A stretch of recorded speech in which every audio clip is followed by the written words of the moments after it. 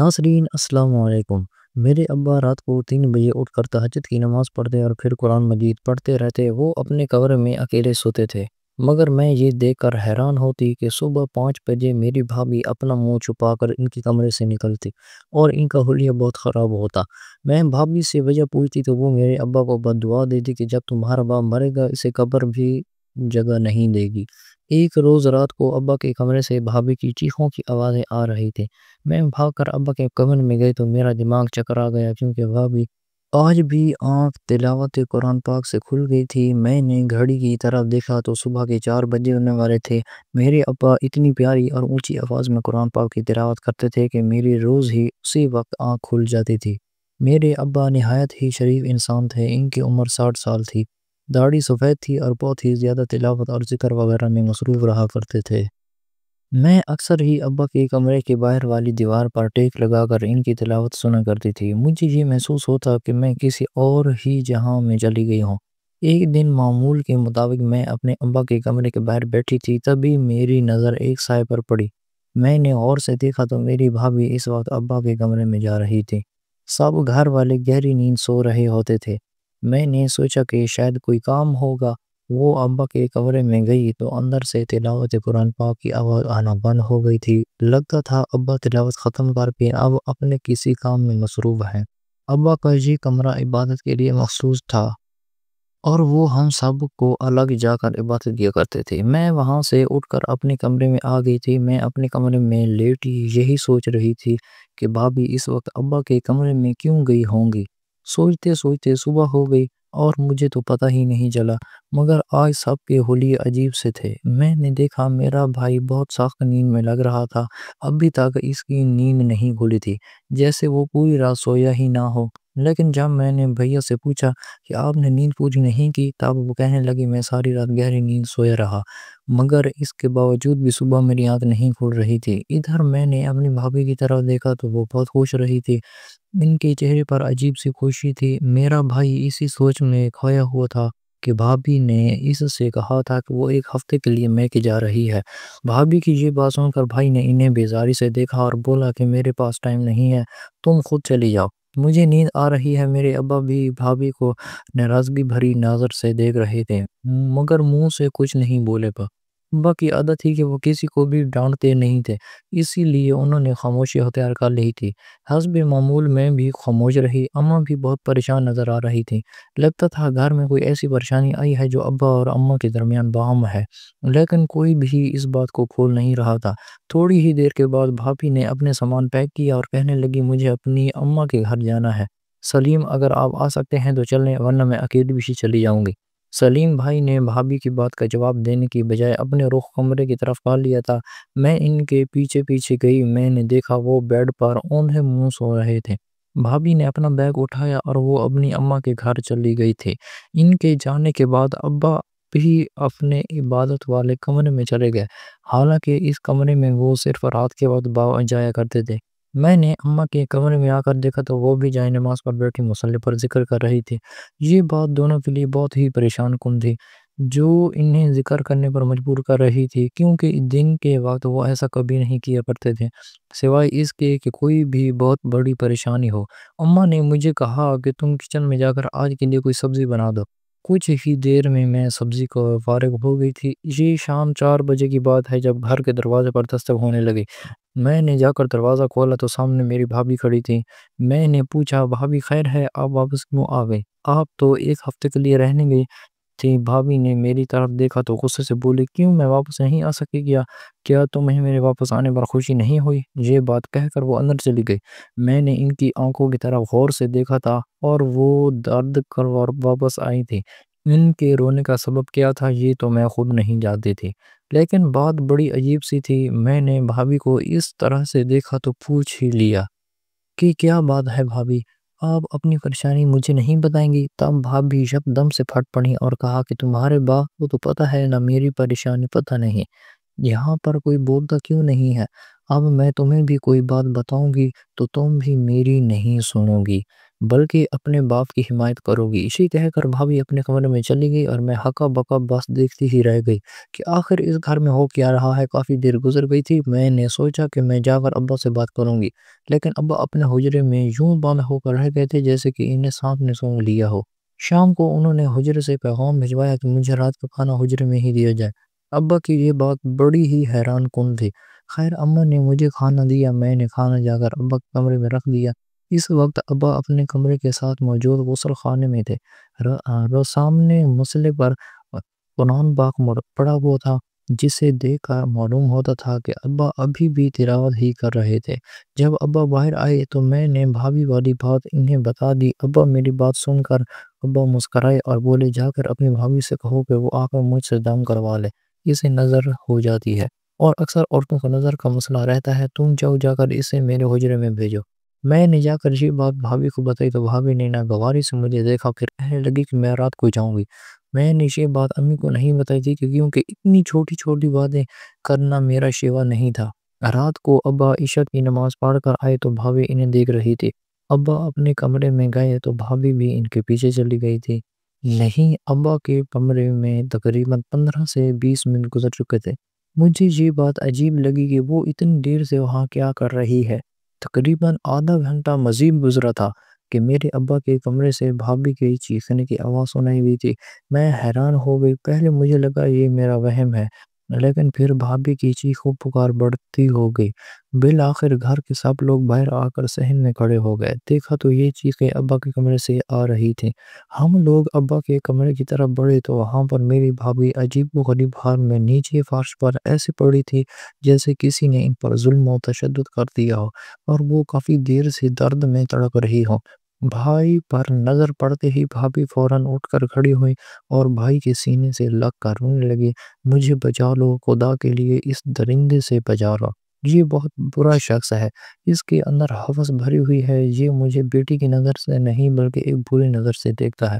میں سوچ بھی نہیں سکتی تھی کہ میرے باپ کی عمر کا شخص میرے بارے میں ایسی باتیں سوچتا ہوگا۔ میں تو بھابھی کے منہ کی طرف دیکھتی رہ گئی۔ ارے دیکھ کیا رہی ہو؟ تمہیں سمجھ نہیں آ رہا کہ اس کمرے کا ماحول کیا بنا ہوا ہے؟ تمہارا باپ میری عزت پر حملہ کرنے کی کوشش کر رہا تھا، مجھے دم کرنے کے بہانے اس نے مجھے اپنے کمرے میں بلایا تھا اور یہاں میرے ساتھ دست درازی کرنے لگا۔ ایسا سسر اللہ کبھی کسی دشمن کی بیٹی کو بھی نہ دے۔ یہ شخص اتنی بری نیت کا نکلے گا میں نے سوچا بھی نہیں تھا۔ میں تو انہیں اپنے باپ کی جگہ مانتی تھی۔ ابھی بھابھی یہ باتیں کر ہی رہی تھی کہ ابا کمرے سے باہر جانے لگے، تب بھائی نے انہیں روک لیا۔ ابا کہاں جا رہے ہیں؟ یہ باتیں کر رہی ہیں، مجھے ان کے جواب دے کر جائیں۔ ابا نے پھٹی پھٹی نظروں سے اپنے بیٹے کو دیکھا جیسے انہیں اس بات پر یقین ہی نہ آ رہا ہو۔ بیٹے تم مجھ سے اس بات کا جواب مانگ رہے ہو، اس سے پہلے میں مر کیوں نہیں گیا؟ ابا میں نے جوابات کی ہے، اس کا جواب دے۔ بھائی نے بڑی سختی سے ابا کو اپنے بازو میں جکڑ رکھا تھا جیسے کہ وہ انہیں مجرم مان رہا ہو۔ مجھے تو اپنے بھائی کی یہ حرکت بہت بری لگی تھی۔ میں تو سوچ نہیں سکتی تھی کہ ابا اتنی گری ہوئی حرکت کریں گے، لیکن پتہ نہیں کیوں حالات ہی ایسے بن گئے تھے کہ ہم سب ابا پر شک کرنے لگے تھے۔ حالانکہ ابا ایسے نہیں تھے، وہ ہر وقت اپنے کمرے میں بند رہتے، کسی سے بات چیت نہ کرتے، تو ہم ان کے بارے میں زیادہ علم نہیں تھا۔ بھیا کی بات یہ اچانک میری امی بول پڑی تھی، وہ کہنے لگی میں اپنے شوہر کو اچھے سے جانتی ہوں، میں نے آپ کے ساتھ زندگی کے 40 سال گزارے ہیں، آپ ایسا نہیں کر سکتے۔ میرے ابا اماں کی یہ بات سن کر وہیں پر بیٹھ گئے تھے، جبکہ بھائی اپنی بیوی کو لے کر کمرے سے باہر آ گیا تھا۔ میں نے دیکھا بھائی اپنی بیوی سے وعدے اور قسمیں نبھا رہا تھا، جبکہ بھابھی منہ بھر بھر کر میرے ابا پر الزام لگا رہی تھی۔ کہنے لگی کہ میں آپ کے ابا کی وجہ سے بولتی نہیں تھی، آپ کا رشتہ ان کے ساتھ بہت احترام اور عقیدت کا ہے، لیکن وہ مجھے ہمیشہ ایسی ہی نظر سے مجھے دیکھتے تھے۔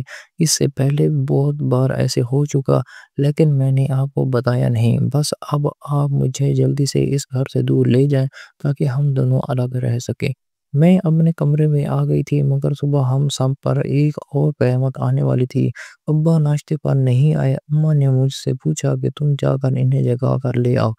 بھابھی کہنے لگا کہ وہ کس منہ سے ہمارے سامنے آ کر بیٹھیں گے۔ بھائی کی یہ بات سن کر مجھے بہت برا لگا تھا۔ میں جلدی سے ابا کے کمرے میں گئی، وہ کمرے کا دروازہ نہیں کھول رہے تھے۔ میں نے آ کر بھیا کو بتایا، امی اور بھیا پریشان ہو گئے۔ ہم نے ابا کے کمرے کا دروازہ کھولا تو وہ جیسے آخری سانسیں لے رہے تھے۔ ان کے چہرے پر ٹھنڈے پسینے تھے اور آنکھیں بے نور ہو چکی تھیں۔ ہم فوراً اسے ابا کو ہسپتال لے گئے، مگر ڈاکٹر نے بتایا کہ ابا کو ہارٹ اٹیک ہوا ہے، ان کو کوئی بھی بڑا صدمہ پہنچا ہے۔ میرے ابا وہ اٹیک سہ نہ پائے تھے اور اس دنیا سے چلے گئے تھے۔ ابا کی موت نے ہم سب کو ہلا کر رکھ دیا تھا۔ بھائی نے سوچا نہیں تھا کہ اس کا باپ اسے اتنی جلدی چھوڑ کر چلا جائے گا۔ جس باپ پر اس نے اتنا گھناؤنا اور گندا الزام لگایا تھا، اس کی صفائی دینے سے پہلے اس کا باپ اس دنیا سے چلا جائے گا۔ اب بھائی کو احساس ہو چکا تھا کہ اس نے جو بھی کیا بہت غلط کیا۔ اسی وجہ سے وہ ابا کے جنازے پر بہت سخت اور رو رہا تھا۔ اس کی آنکھوں میں آنسو تھے اور لگتا تھا جیسے وہ خود کو کبھی معاف نہیں کر پائے گا۔ ہر بار یہی کہتا کہ یہ سب کچھ میری بیوی کی وجہ سے ہوا ہے، وہ میرے ابا کی قاتل ہے۔ اسے بلاؤ کہاں ہے؟ بھابھی تو مجھے بھی کہیں نظر نہیں آ رہی تھی۔ آخری بار وہ مجھے تب ملی تھی جب ہم لوگ ابا کو ہسپتال لے کر جا رہے تھے اور اس نے مجھے سفید رنگ کی شال لا کر دی تھی۔ اس کے بعد وہ مجھے نظر نہیں آئی تھی۔ میں نے اماں سے پوچھا تو وہ کہنے لگی، خدا غارت کرے اسے، وہ جہاں گئی ہے دفع ہونے دو، اب اس کا نام مت لینا۔ اماں کی آنکھوں میں اپنی بہو کے لیے غصہ تھا، جبکہ بھائی بھی اپنی بیوی سے ناراض تھا۔ ہم لوگ اپنے ابا کے جنازے کے کفن دفن میں لگے ہوئے تھے۔ سب لوگوں نے ہم سے پوچھا کہ آپ کے ابا کیسے اللہ کو پیارے ہو گئے۔ اب ہم انہیں کیا بتاتے کہ ابا کو کیا صدمہ پہنچا تھا، لیکن بھابھی کی شد بھی اب ہمیں کھٹک رہی تھی اور پریشان بھی کر رہی تھی۔ سب لوگ بھابھی کا پوچھ رہے تھے۔ ہم نے بھابھی کے ماں باپ سے پوچھا کہ آپ کی بیٹی کہاں گئی ہے تو وہ کہنے لگی وہ تو ہمارے گھر نہیں آئی۔ بھابھی کی ماں بھی اپنی بیٹی سے ناراض لگتی تھی، لیکن ہمارے سامنے بھرم رکھا ہوا تھا، ہم سے اپنی بیٹی کے خلاف کوئی بات نہیں کی تھی۔ لیکن پریشان وہ بھی تھی۔ میرے ابا کی تدفین ہو چکی تھی، گھر سے سب مہمان جا چکے تھے، مگر بھابھی صبح سے غائب تھی۔ میرے دل میں خیال آیا کیوں نہ میں ابا کمرے میں جاؤں، ان کی یادیں تازہ کر لوں، ان کے کمرے کو دیکھوں، ان کے استعمال شدہ چیزوں کو کہیں صدقہ کر دوں تاکہ ابا کی روح کو سکون پہنچے۔ لیکن میں جیسے ہی اندر گئی، سامنے زمین میری بھابھی لپٹی ہوئی تھی اور درد سے چیخ رہی تھی۔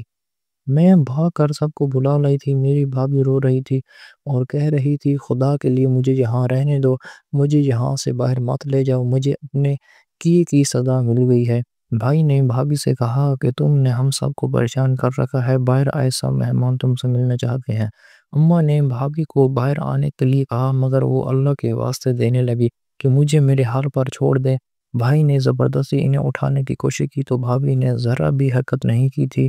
بھائی نے جب انہیں غصے سے کہا کہ اٹھو، کھڑی ہو جاؤ، کیونکہ بچوں کی طرح زمین پر لیٹی ہو، تب بھائی نے بتایا کہ ان سے کھڑا نہیں ہوا جاتا، ان کے نیچے والے حصے نے کام کرنا چھوڑ دیا ہے۔ بھابھی کی بات سن کر ہم سب کا دماغ چکرا گیا تھا۔ میں تو سوچ بھی نہیں سکتا تھا کہ بھابھی اتنی جلدی اللہ کی پکڑ میں آ جائیں گی۔